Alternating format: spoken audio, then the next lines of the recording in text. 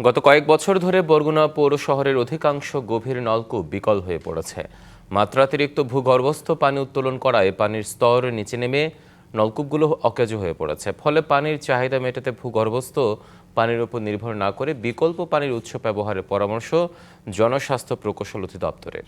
শিগগিরই বিশুদ্ধ পানির ব্যবস্থা করার আশ্বাস পৌর কর্তৃপক্ষেরও। বরগুনা পৌর শহরের আমতলারপাড় এলাকার বাসিন্দা নাজমুন নাহার রুবি বেগম নিজস্ব উদ্যোগেই প্রায় 25,000 টাকা ব্যয় করে স্থাপন করেন গভীর নলকূপ।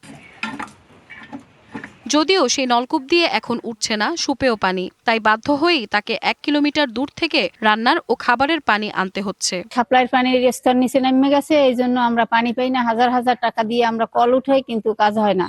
এই পরিস্থিতি পুরো পৌরসভা ও আশপাশের এলাকাগুলোতেও। বরগুনার পৌর এলাকায় গভীর নলকূপ রয়েছে 600-রও বেশি, যার অধিকাংশই বিকল। কোনোটি দিয়ে পানি আসলেও তা খাওয়ার অনুপযোগী। বিশুদ্ধ পানির খোঁজে তাই বাধ্য হয়েই দূর দূরান্তে ছুটছেন স্থানীয়রা। কেউ কেউ ব্যবহার করছেন পুকুরের পানিও। আমরা একটা পৌরসভার মধ্যে থাকি, কিন্তু পৌর সুযোগ সুবিধা এটার কোনো কিছু আমরা ভোগ করতে পারি না।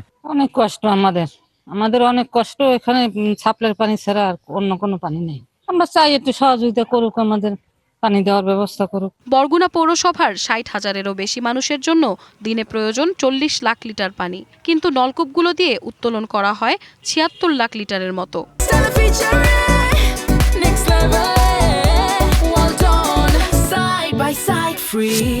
এভাবে দীর্ঘদিন বাড়তি পানি উত্তোলন করায় পানির স্তর নিচে নেমে এমন পরিস্থিতি তৈরি হয়েছে।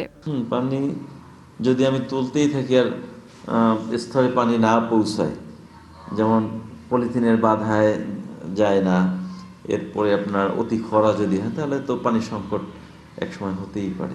এদিকে বিশুদ্ধ পানির জন্য বিকল্প ব্যবস্থা নেওয়ার পরামর্শ জনস্বাস্থ্য প্রকৌশল অধিদপ্তরের। আমরা যদি এখানে সকল পরিবারকে নিরাপদ পানির ব্যবস্থা করতে পারি, তাহলে মানুষ উপকৃত হবে। আমরা শীঘ্রই এ বিষয়ে দ্রুত পদক্ষেপ নিব। শিগগিরই সুপেয় পানির ব্যবস্থা নিয়ে এ সংকট থেকে মুক্তি দেবে কর্তৃপক্ষ, এমনটাই প্রত্যাশা পৌরবাসীর। শাহওয়াজিহা রহমান, ডিবিসি নিউজ।